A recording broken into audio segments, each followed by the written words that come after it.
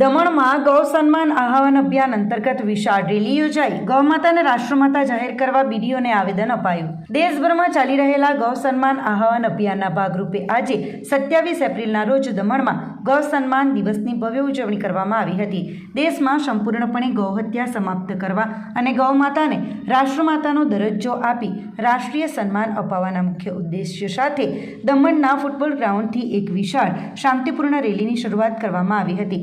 હરે રામ હરે કૃષ્ણના સંકીર્તન અને હનુમાન ચાલીસાના પાઠ સાથે નીકળેલી આ રેલીમાં મોટી સંખ્યામાં સાધુ સંતો, મહિલાઓ અને ગૌ ભક્તો જોડાયા હતા। આ પદયાત્રા ફૂટબોલ ગ્રાઉન્ડથી નીકળીને ઢોલર મોટી દમણ સ્થિત જિલ્લા પંચાયત કચેરી ખાતે પહોંચી હતી। નિયત કાર્યક્રમ મુજબ મામલતદારને આવેદનપત્ર સુપ્રત કરવાનું હતું, પરંતુ મામલતદાર આજે રજા પર હોવાના કારણે અભિયાનના પ્રતિનિધિઓ દ્વારા બીડીઓને આવેદનપત્ર આપવામાં આવ્યું હતું। આ આવેદનપત્ર મારફતે દેશના વડાપ્રધાન, રાષ્ટ્રપતિ અને સ્થાનિક પ્રશાસકને સંબોધીને ગૌમાતાને રાષ્ટ્રીય માતા ઘોષિત કરવા, ગૌ હત્યા પર કડક કેન્દ્રીય કાયદો બનાવવા અને ગૌચર જમીનોના રક્ષણની માંગ કરવામાં આવી છે। આગેવાનોના જણાવ્યા અનુસાર છેલ્લા 1.5-2 મહિનાથી ચાલતા આ હસ્તાક્ષર અભિયાન અંતર્ગત દમણમાંથી 22,500 જેટલા લોકોના સમર્થન સાથે આ આવેદન તૈયાર કરવામાં આવ્યું છે અને જો આગામી સમયમાં માંગણીઓ સંતોષવામાં નહીં આવે તો સાધુ સંતો દ્વારા અન્નજળનો ત્યાગ કરી આંદોલન વધુ ઉગ્ર બનાવવાની ચીમકી પણ આપવામાં આવી છે।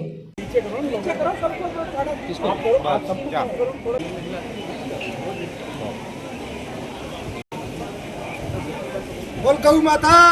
समस्त हिंदू समाज द्वारा दमन के समस्त हिंदू सत्तर हटाई राम मंदिर बनाया, तो अभी बहुत गौ माता सम्मान अभियान पूरे भारतवर्ष के संतों द्वारा जो चलाया जा रहा था, उसके भाग स्वरूप हमारे सारे यहाँ के जो स्वयंसेवक है, सभी समाज के मिलकर जो हस्ताक्षर अभियान चलाया, घर घर जाके हमने पैम्पलेट बांटे हैं कि गौ माता को राष्ट्रीय माता घोषित करने के लिए जो हमने आज आवेदन के रूप में पत्र यहाँ पर दिया है, उनको प्रधानमंत्री जी, राष्ट्रपति जी और हमारे आदरणीय प्रशासक जी के पास पहुँचाने का कृपा करे, ऐसी हमने बीडीओ साहब से रिक्वेस्ट की है।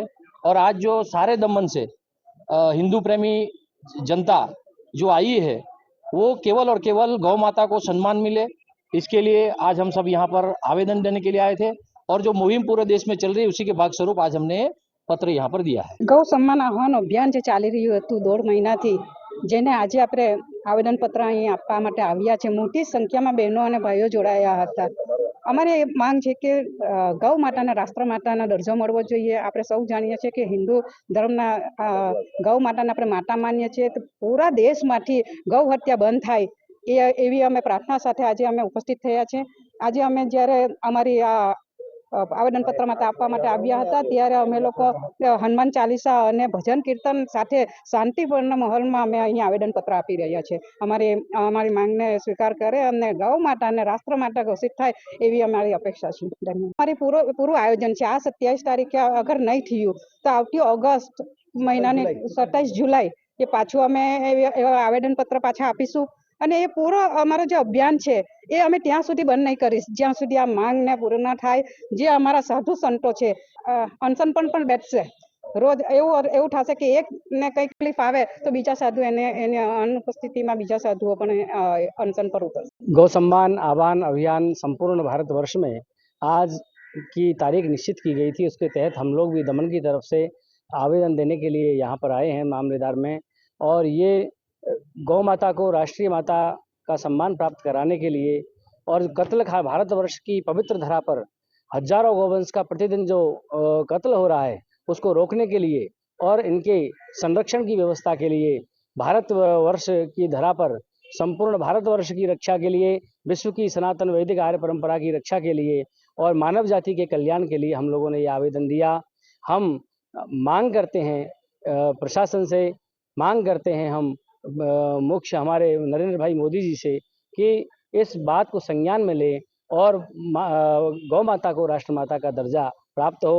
यदि गौ माता बचेगी तब ही ये मानव जाति बचेगी, गौ माता बचेगी तब ही ये धर्म बचेगा। इसलिए ये आज सबसे ज़्यादा संकट में यदि कोई है तो वो वेद लक्षणा माता गौ माता है। इसलिए उनकी रक्षा के लिए, सुरक्षा के लिए और हमारे जीवन से भी ज़्यादा यदि कोई चीज़ की महत्व की आवश्यकता है तो इस वक्त गौ माता की संरक्षण की आवश्यकता है। संपूर्ण भारतवर्ष में जितने तेजी से गौ माता का जीवन का ह्रास हो रहा है, इतना तकलीफ में कोई भी नहीं है। इसलिए हम सब मिलकर के आओ गौ माता को राष्ट्रीय माता बनाएं। हर हर महादेव। पूरे भारतवर्ष में गौ सेवा सम्मान अभियान चल रहा है।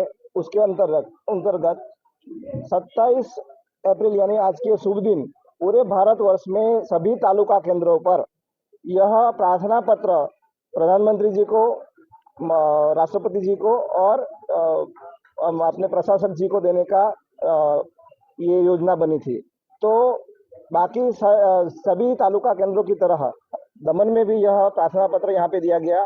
पूरे दमन में से पिछले जो 1.5-2 महीने से जो अभियान चल रहा था उसमें 22,500 लोगों ने अपने हस्ताक्षर करके यहाँ पे प्रार्थना पत्र के रूप में दिए हैं, जो प्रधानमंत्री जी को जाएंगे अपनी भावना व्यक्त करते हुए कि पूरे भारतवर्ष में गौ हत्या पे प्रतिबंध लगे, गौचर भूमि है उसके प्रबंधन के लिए योजना बनाई जाए और वहाँ पे गौ माता को रखा जाए, गौ सेवा हेतु केंद्रीय कानून बने और गौ माता के विषय में भी पाठ्यक्रम वगैरह रखे और गौ माता को राष्ट्रीय सम्मान मिले। जैसे कि मोर हमारा राष्ट्रीय पक्षी है, बाघ हमारा राष्ट्रीय प्राणी है, तिरंगा जो है हमारा राष्ट्रीय ध्वज है, तो ऐसा ही गौ माता को राष्ट्रीय सम्मान मिले। जैसे कि गौ माता को वही सम्मान मिले, वही सुरक्षा मिले और गौ माता का जो गौवंश जो है उनका उद्धार हो, इसके साथ समग्र मानव कल्याण का उद्धार हो।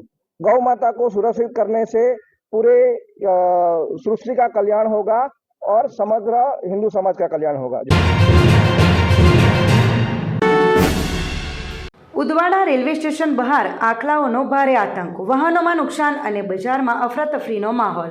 ઉદવાડા રેલવે સ્ટેશનની બહાર અને સરદાર ભીલાડવાડા બેંકની સામે અચાનક 2 થી 3 આખલાઓ એકબીજા પર ભીષણ રીતે બાખડતા સમગ્ર વિસ્તારમાં ભારે આતંક અને ભયનો માહોલ સર્જાયો હતો।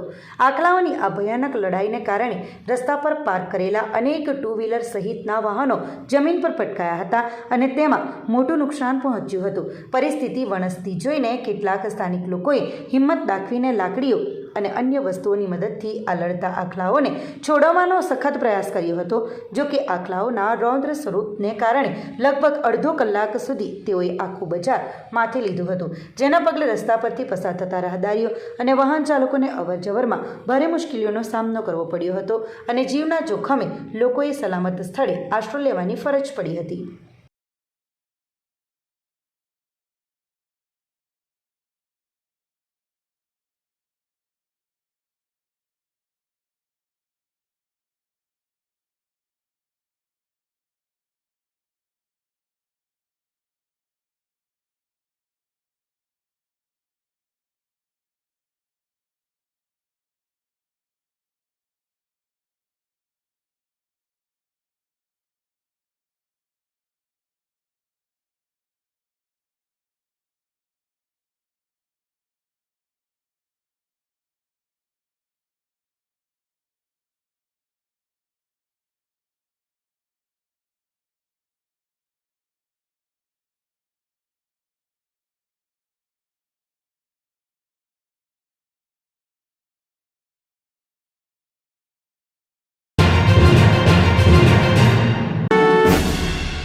વલસાડના ગુંદલાવ જીઆઈડીસીની ડેમોસા કંપનીમાં વિવાદ વકર્યો, 14 ગામના સરપંચો મેદાનમાં। વલસાડ તાલુકાના ગુંદલાવ જીઆઈડીસી વિસ્તારમાં આવેલી ડેમોસા કંપની અને કામદારો વચ્ચેનો વિવાદ હવે ચરમસીમાએ પહોંચ્યો છે। અગાઉ થયેલા સમાધાન બાદ પણ કામદારોને કંપનીમાં પ્રવેશ ન મળતા મામલો ગરમાયો છે। આ લડતમાં હવે સ્થાનિક 14 ગામના સરપંચો પણ જોડાયા છે, જેના કારણે સ્થિતિ વધુ તંગ બની છે। આસપાસના 14 ગામોના સરપંચોએ એકઠા થઈ કંપની વહીવટદારો સામે મોરચો માંડ્યો છે। સરપંચોનો આક્ષેપ છે કે સમાધાનની શરતોનું પાલન કરવામાં આવી રહ્યું નથી। ઘટના સ્થળે 500થી વધુ કામદારોના ટોળા ઉમટી પડ્યા છે। કામદારોનું કહેવું છે કે સમજૂતી થઈ હોવા છતાં તેમને એન્ટ્રી આપવામાં આવતી નથી, જેના કારણે તેમની રોજીરોટી પર સંકટ આવ્યું છે। પરિસ્થિતિ વણસતી જોઈ રૂરલ પોલીસનો મોટો કાફલો તાત્કાલિક ઘટના સ્થળે દોડી આવ્યો હતો। પોલીસે ટોળાને વિખેરવા અને શાંતિ જાળવવાના પ્રયાસો હાથ ધર્યા છે। હાલમાં પોલીસના ઉચ્ચ અધિકારીઓ અને સ્થાનિક આગેવાનો વચ્ચે બેઠકોનો દોર ચાલી રહ્યો છે। પોલીસ સરપંચો સાથે વાતચીત કરીને કોઈ વચગાળાનો રસ્તો કાઢવા માટે મધ્યસ્થી તરીકેની ભૂમિકા ભૂમિકા ભજવી રહી છે. જોકે સરપંચો અને કામદારો હજુ પણ પોતાના હક માટે આક્રમક મૂડમાં જોવા મળી રહ્યા છે. ગુંદલા જેડીસીમાં સર્જાયેલી આ અશાંતિને પગલે અન્ય ઉદ્યોગ એકમોમાં પણ ચર્ચાનો વિષય બન્યો છે. આગામી સમયમાં જો કોઈ નક્કર નિર્ણય નહીં આવે તો આ આંદોલન વધુ ઉગ્ર બને તેવી શક્યતા છે.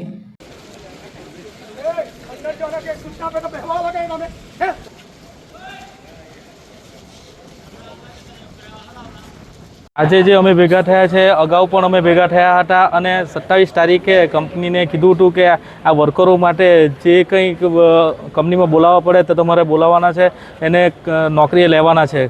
આજ રોજ એવો માહોલ હતો કે જો કંપનીના વર્કરોને લેવામાં ન આવે તો કંપનીને અમે અલ્ટિમેટમ આપવાના હતા કે જો અમારા ગામમાં જો અમારા લોકલ માણસો, જે ગરીબ માણસો છે, વર્ષોથી નોકરી કરતા આવેલા માણસોને જો તમે નોકરી પર ન રાખો તો કેમ ચાલે? જો તમે બહારના વ્યક્તિને નોકરી પર રાખી એ લોકોને રોજીરોટી આપો એના કરતાં અમારા ગામના જે લોકો છે, જેઓ 527 જેટલા લોકો જેઓ રેગ્યુલર કંપનીને રોજગારી માટે નોકરી પર આવતા આવેલા હતા તો એમને કાઢી મૂકો તો કેમ ચાલે? આજે કંપનીના મેનેજર અને HR અને ગામના આગેવાનો તથા અમારા સરપંચો દ્વારા જે આ લડત એમની સાથે રહી ઉપાડેલી તો એમનો સુખદ આજે સમાધાન થયું છે અને કંપનીએ શિડ્યુલ વાઇઝ એ લોકોને 107ના જે શિડ્યુલ છે કંપનીને જરૂર પ્રમાણે તે પ્રમાણે નોકરી લેવાની બાંયધરી આપી. ને આજરોજ કામદારોના પ્રશ્ન બાબતે આજુબાજુના ગામના સરપંચો આવેલા હતા એમની રજૂઆત માટે. એમની જોડે ચર્ચા વિચારણા થઈ. અત્યારની જે પરિસ્થિતિ છે એની બી એમને જાણ કરી. એ હિસાબે એમણે એવું કીધું કે કામદારોને 20 દિવસની રોજી મળે એ હિસાબે તમે શિફ્ટ શિડ્યુલ બનાવો અને બધા કામદારોને સમાવી લેવાના. એ રીતની આજ ચર્ચા થઈને વાતચીત થઈને નક્કી કર્યું. વલસાડ એસટી બસમાં બાકી પૈસા માંગવા પર કંડક્ટરની દાદાગીરી, યુવતી સાથે ઉદ્ધત વર્તનનો વિડીયો વાયરલ. વલસાડમાં એસટી બસના કંડક્ટરની મુસાફર સાથે દાદાગીરી અને ઉદ્ધત વર્તનનો એક કિસ્સો સામે આવ્યો છે, જેનો વિડીયો સોશિયલ મીડિયા પર ઝડપથી વાયરલ થઈ રહ્યો છે. પ્રાપ્ત વિગતો અનુસાર વલસાડના ડુંગરીથી એક યુવતી બસમાં બેસીને વલસાડ ડેપો પહોંચી હતી. યુવતીએ 22 રૂપિયાની ટિકિટ લીધી હતી, જેની સામે તેણે કંડક્ટરને 50 રૂપિયા આપ્યા હતા અને બાકીના 28 રૂપિયા પરત લેવાના હતા. જ્યારે યુવતી વલસાડ ડેપો પર ઉતરી અને પોતાના હકના બાકી પૈસા માંગ્યા ત્યારે કંડક્ટરે પૈસા આપવાને બદલે તેની સાથે ઉદ્ધત વર્તન શરૂ કરી દીધું હતું. વાયરલ વિડીયોમાં સ્પષ્ટ જોઈ શકાય છે કે કંડક્ટર યુવતી સાથે ગેરવર્તન કરી રહ્યો છે અને દાદાગીરી કરતા તેને ધમકાવવાનો પ્રયાસ કરી રહ્યો છે. કંડક્ટરનો આરોપ હતો કે તેણે અગાઉથી જ અન્ય મુસાફરને છૂટા પૈસા આપી દીધા હતા, પરંતુ યુવતી પોતાની વાત પર અડગ રહી કે તેને પૈસા મળ્યા નથી. આ ઘટનાનો વિડીયો વાયરલ થતાં લોકોમાં ભારે આક્રોશ જોવા મળી રહ્યો છે અને બસના સ્ટાફની વર્તણૂક પર ગંભીર સવાલો ઊભા થઈ રહ્યા છે.